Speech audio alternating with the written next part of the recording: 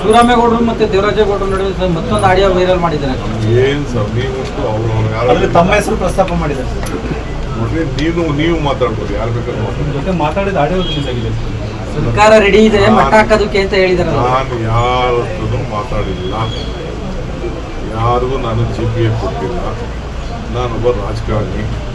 ನನ್ನ 106 ಜನ BJಪಿಯವ್ರು ಬರ್ತಾರೆ, ದಳದವ್ರು ಬರ್ತಾರೆ, ಸಾರ್ವಜನಿಕರು ಬರ್ತಾರೆ, ನಮ್ಮ ಪಾರ್ಟಿಯವ್ರು ಬರ್ತಾರೆ, ಆಫೀಸರ್ಸ್ ಬರ್ತಾರೆ. ಏನೇನೋ ಮಾಹಿತಿಯನ್ನು ಕೊಡೋಕ್ಕೆ ಪ್ರಯತ್ನ ಮಾಡ್ತಾ ಇರ್ತಾರೆ. ಟೈಮ್ ಕೇಳ್ತಾರೆ, ಬರಬೇಕು, ಭೇಟಿ ಮಾಡಬೇಕು ಅಂತ. ಅವರು BJಪಿಯವರೇ ಬಂದ ನಂತರ ಬಂದು ಭೇಟಿ ಮಾಡಬೇಕು ಅಂತ ಟೈಮ್ ಕೇಳಿದ್ರು. ನಾನು ಟೈಮ್ ಕೊಡಲಿಲ್ಲ. ಬಂದರು, ಒಂದು ನಿಮಿಷ ಯಾರು ಅರ್ಧ ನಿಮಿಷನೂ ನಾನು ಮಾತಾಡಿದೆ. ನನಗೂ ಪ್ರಜ್ಞೆ ಇದೆ, ನನಗೂ ರಾಜಕೀಯದ ಪ್ರಜ್ಞೆ ಇದೆ, ವ್ಯವಹಾರ ಪ್ರಜ್ಞೆ ಇದೆ, ಸೀರಿಯಸ್ನೆಸ್ ಕೂಡ ನನಗೆ ಗೊತ್ತಿದೆ. ಅದನ್ನು ದಯವಿಟ್ಟು ಕೇಳಬೇಡಿ. ಏನು ಅಂತ ಗೊತ್ತಿದೆ. DK ಶಿವಕುಮಾರ್ ಅವ್ರ ಜೈಲಿಗೆ ಹೋದಾಗ ನಾನು ಸಾಂತ್ವನ ಮಾಡಿದ್ದೆ. ಇವತ್ತು ನಮ್ಮ ತಂದೆದವ್ರು ಇಷ್ಟೆಲ್ಲ ಮಾತನಾಡ್ತಿದ್ದಾರೆ.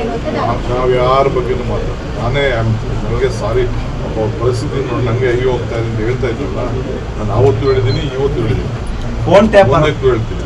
ಫೋನ್ ಟ್ಯಾಪ್ ಆರೋಪ ಮಾಡಿದೆ ಸರ್. ಕುಮಾರಸ್ವಾಮಿ ರೇವಣ್ಣ ಅವ್ರ ಫೋನ್ನ ರಾಜ್ಯ ಸರ್ಕಾರ ಟ್ಯಾಪ್ ಮಾಡ್ತಾ ಇದೆ.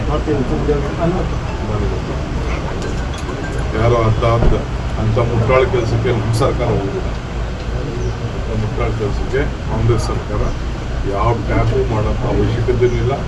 ಏನು ಅವರೇನು ಟೆರರಿಸ್ಟ್ಗಳಿಗಾದ್ರೆ ಪರ್ಮಿಷನ್ ತೊಗೊಂಡು ಮಾಡ್ತಾರೆ. ಅವರು ನಮ್ಮ ರಾಜ್ಯದ ನಾಯಕರು, ಅವ್ರಿಗೆ ಯಾಕೆ ಟ್ಯಾಪ್ ಮಾಡೋದಿರ್ತಾರೆ?